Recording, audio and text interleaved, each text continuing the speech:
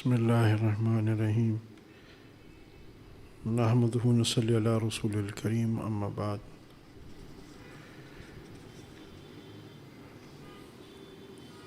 Our series of Durus of Ikmaal ush Shiyam, written by the very famous Shaykh Ibn Ataullah Sikandari Rahmatullah alayh. Today, a topic about which his malfuzats are there is Qabz and Bast. Two states that the Salik goes throughout his suluk. Those who are in the who are bed to some sheikh would well know what Qabz and Bast is. But let me just briefly tell you what Qabz and Bast is for a Salik. In fact, all of us in some way or other do keep on experiencing these changes in our lives. And especially the Salik, the traveler of this path. Bast is a situation where you're very buoyant. There's, as you would say, there's a lot of brightness. You feel like doing all the ibadats, you feel like doing extra zikr, tilawat, and there's a state of happiness, tranquility. In fact, let me describe it in a way, you feel a little high. So in that state, you desire to be more dutiful towards Allah subhanahu wa ta'ala, and there's this ever inbuilt desire at that time for you to do ibadats, because there's a sense of enjoyment when you do those ibadats. Whereas the state of Qabz, as people well versed with Urdu, Arabic would know what it means. Qabz would be, when there's a sense of darkness, a sense of containment, a sense of being jailed in a way, a sense of frustration, inner frustration. So obviously what would happen on this stage is that in this stage the Salik does not want to even forget the additional optional nawafils and zikr and askar and muraqbah. He finds it very hard even to say his 5-time prayers. His mandatory obligations, he finds it very hard to fulfill. So these are the basic two kayfiyats, Qabz and Bast. And we'll be talking the 3 or 4 malfuzat on this, and we'll try to cover this. That's what this chapter comprises of. And shortly we'll try to go through all of them, so we get a fair amount of idea on how we should be dealing in these states. The first, the Shaykh says, He, meaning Allah subhanahu wa ta'ala, kept you in the state of Qabz so that you do not remain in this state of Bast. And He brought you into the state of Bast so that you are not left in the state of Qabz. He extricated you from both states so that you be devoted to your Master alone. Now, as I said, these are two stages or states through which the Salik keeps on going. And here the Shaykh says that Allah deliberately kept you in this state of Qabz, and He did not let you remain in the state of Bast. And similarly, He did not let you remain in the state of Bast, in a Qabz, and eventually He extricated you so that you be devoted to alone, the Master alone, which means Allah subhanahu wa ta'ala. What happens is, especially during the state of Bast, when you're feeling very happy, when you're feeling very joyous, when you feel like doing ibadah, and when you sit for muraqbah, you get very enjoyable kayfiyats, maybe visions, maybe spelling, getting smells of some behreen, beautiful athar and perfumes whatsoever, and maybe having visions of the future, or maybe the heavens of the prophets or whatever.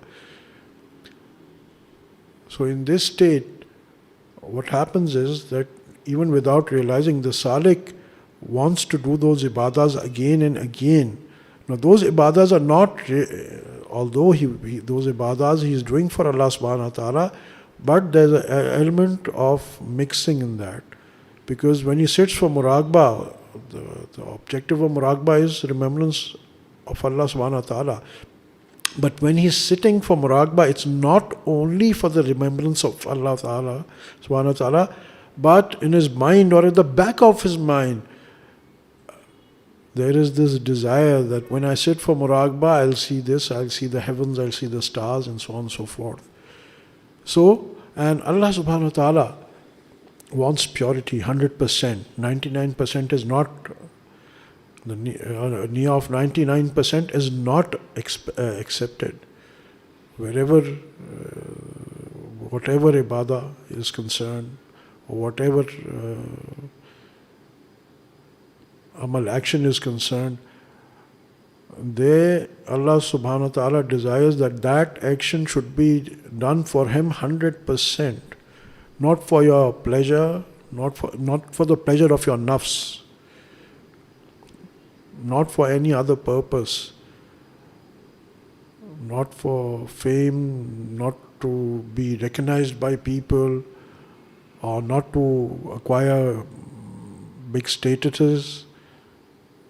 It should be, the ibadah should be for the sole pleasure, or the actions should be for the sole pleasure of Allah subhanahu wa ta'ala. So during bast, it happens, and often happens, and there's a great danger. In fact, it does happen with any salik, because during that kafiyat you want to elongate your muraqabah, you want to elongate your zikr, you want more zikr, more ibadah, and one of the reasons, maybe that's like 2% or 5% or 1%, but that is there. So there is a part of your nafs during the kafiyat of bast, during the days of, or weeks or months of bast, that there's a share of your own nafs. You do it for pleasure. So it's not 100% for Allah subhanahu wa ta'ala.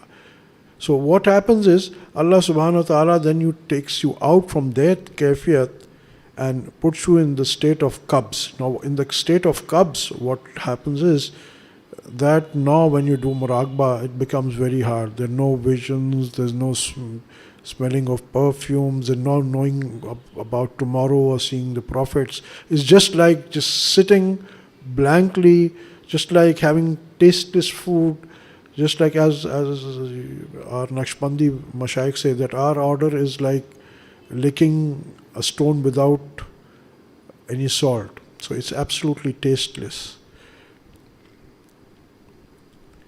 So coming back to qabz. So in this kafiyat of qabz, what happens is, you've got to push yourself even to say your 5-time prayers. So it becomes a task. So each time, even when you're doing your mandatory ibadats, you've got to push yourself.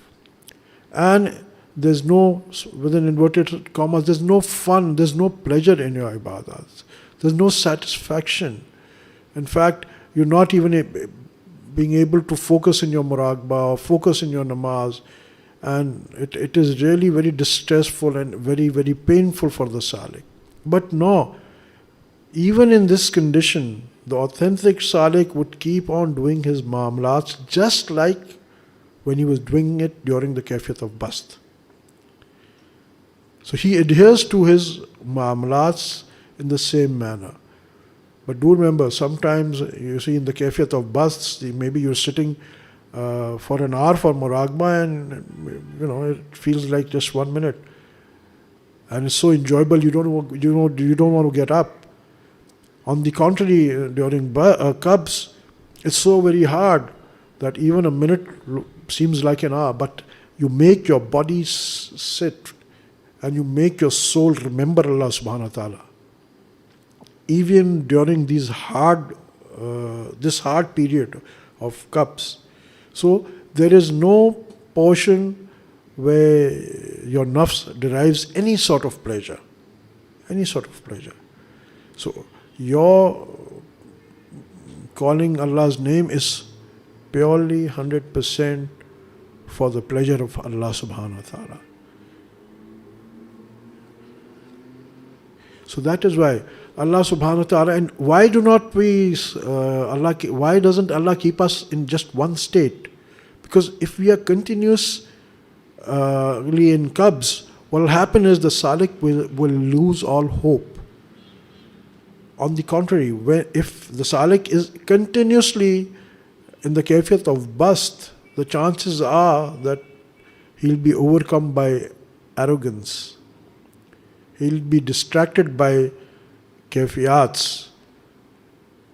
His target would change. Instead of talib-e-mawla, he will be becoming a talib-e-kayfiyat. Means instead of becoming a seeker for Allah subhanahu wa ta'ala, he'll be becoming a seeker of these kayfiyats, these visions and these happenings, as one would say. So what happens is, that is why Allah subhanahu wa ta'ala then takes us out of Qabz, so we do not become hopeless of our progress, and then puts us in the kayfiyat of bast. And similarly, after some time, to keep us from becoming arrogant or overconfident or losing this our sincerity or concentration for doing actions solely for Allah subhanahu wa ta'ala's pleasure, so we are put back in Qabz. During bast, often salik even unconsciously attributes those kayfiyats to his own doings. So there's arrogance. That's your ego coming up. Even the salik does not even realize that. So this Allah subhanahu wa ta'ala has this way of controlling. And so what happens is, there's this cycle of Qabz and Bast, Qabz and Bast, Qabz and Bast. And what's the main purpose of this? So that Allah Pak creates you from both these states, so that you be devoted to your master alone. You be devoted to Allah subhanahu wa ta'ala alone. So then you do not care whether you are in the kayfiyat of Qabz or Bast.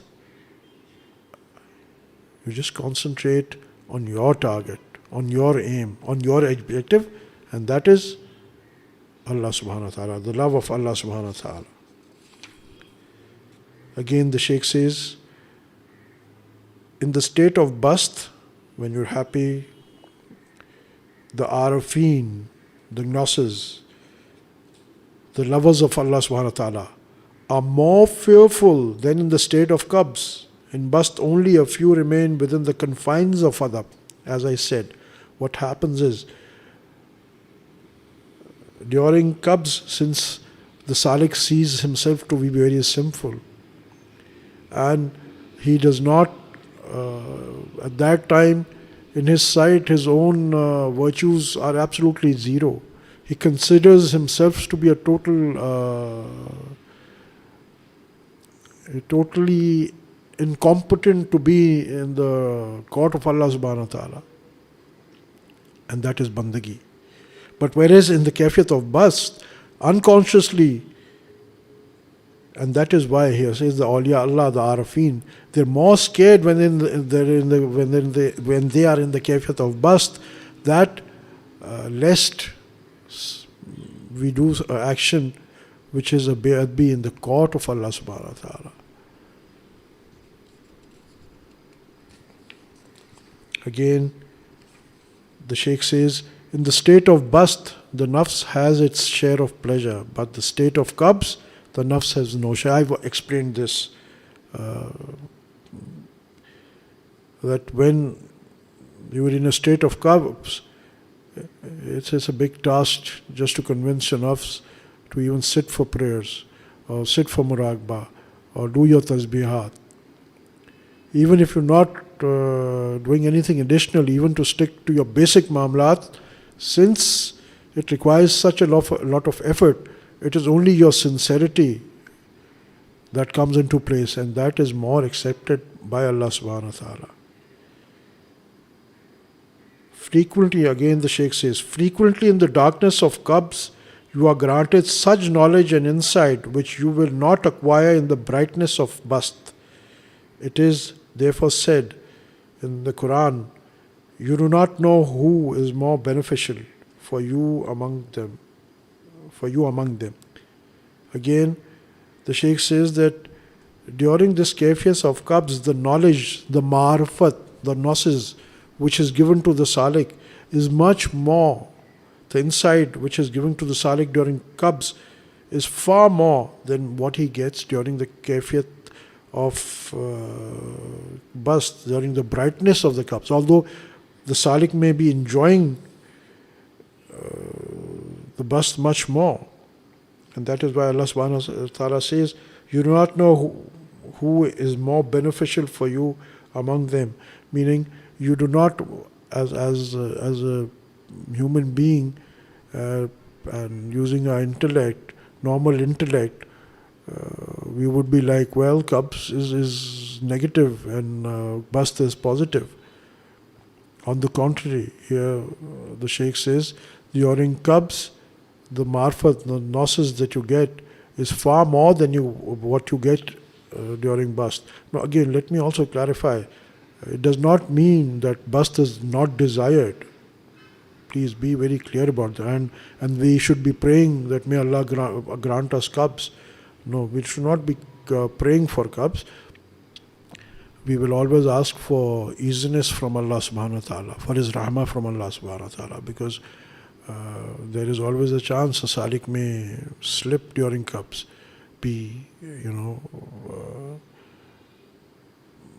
La taqnatu min rahmatillah. Allah wants us to be always hopeful of Him. Salik may during Qabz may we lose hope. So in this, Mashayikh tell us that during this state of Qabz, one thing, be very regular of all your ibadah and ma'amulats just as you were doing in the state of Bast. One. Second thing to be done is that keep on reciting istighfar in abundance, because many a times Qabz is also and can be also a resultant of your carelessness or of any sin committed. That is also a possibility. I remember Hazrat Ghulam Ali Dehlvi Rahmatullah Alayh, the Khalifa and Murid of Hazrat Mirza Mazhar Jana Rahmatullah Alayh. In a place he writes that once from somewhere I ate something, a morsel, which was mujtaba, meaning mushtaba, suspicious. It wasn't haram, but was not absolutely halal, doubtful. And the result was that I started feeling darkness, extreme darkness in my soul. When your soul is cleansed, there is this connection, a continuous 24/7 connection, nisbat, which is called nisbat, that you get with Allah subhanahu wa ta'ala. And wherever dust settles on it, there is distortion in the image, in the marfa, and it is immediately felt by the arifin. So here Hazrat Ghulam Ali Dehlvi Rahmatullah Alayh says that I immediately went to my Shaykh. Now here is where the Shaykh comes, he's the guide. And I told the Shaykh what had happened. And he said the Shaykh gave me tawajjuh for 40 days. And such immense tawajjuh was that if he had given it to a mountain or elephants, they would have melted. But it took 40 days, after 40 days of his immense tawajjuh, and Mirza Mazhar Jana Rahmatullah Alayh is amongst the Kabair Awliya of the Naqshbandi order. After 40 days of his tawajjuh was my soul cleansed. And I was devoted to the state of Bast. Now you'll find many things, because we're limited in time. I mean, the question which we would be, how do I realize that whether this qabz is just a part of my nurturing, or is this qabz due to a sin? Well, for that, keep your Shaykh updated. Ask him. He is your guide, and he is the master, and he is your teacher. Inshallah, he would know, and he would guide you what to do in that situation. So we do not pray for getting qabz. May Allah give us bast, and it is in His powers to elevate our qurb with Him without putting us in the state of qabz. But anyway, so here the Shaykh with clarity says that Allah gives great knowledge during this state of qabz.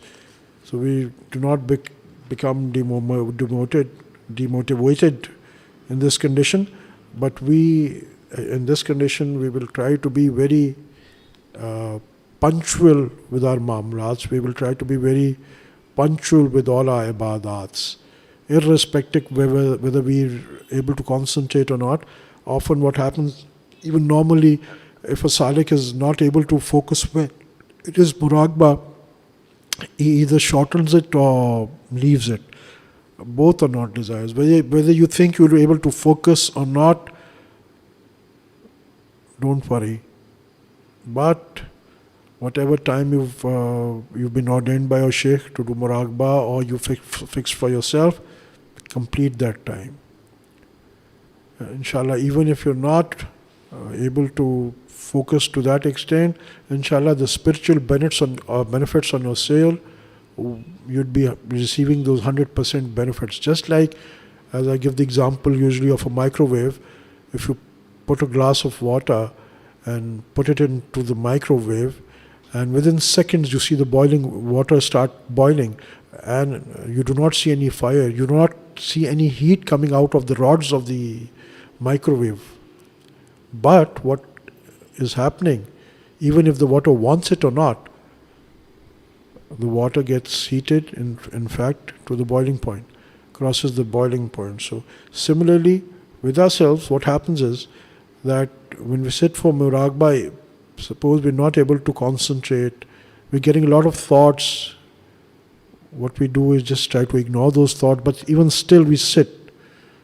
So just like the microwave, the water in the microwave, we will be benefiting from the nur of Allah subhanahu wa ta'ala. May Allah guide us. We'll do muraqabah for a couple of minutes. For that, close your eyes and imagine in your heart, the spiritual heart is below, 2 fingers below the left nipple towards your shoulder. At that point, imagine that the nur, the light of Allah subhanahu wa ta'ala through the chest and heart of Nabi Kareem sallallahu alayhi wasallam, passing through the Mashaykh of Naqshbandi order, are entering my heart, and then cleansing my heart with all impurities, and after being cleansed, my heart starts saying Allah, Allah, Allah. Now remember, this is just that the heart is saying Allah, Allah. It's not in your head. You don't say Allah, Allah in your head. It's just you just concentrate and focus on your heart, and your heart is saying Allah, Allah. Breathe normally. Sit in a very relaxed position.